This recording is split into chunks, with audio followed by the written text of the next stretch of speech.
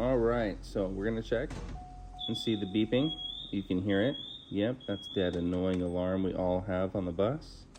You're always lucky if it's been removed already. So here's what we do. Walk to the bus, it's underneath the back.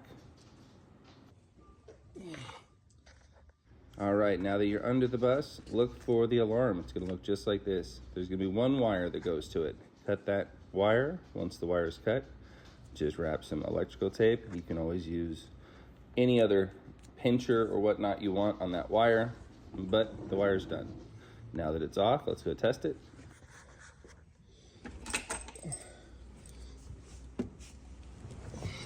Now, as you can see, turn the engine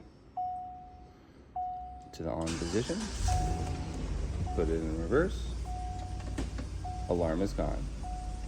We have succeeded in our mission.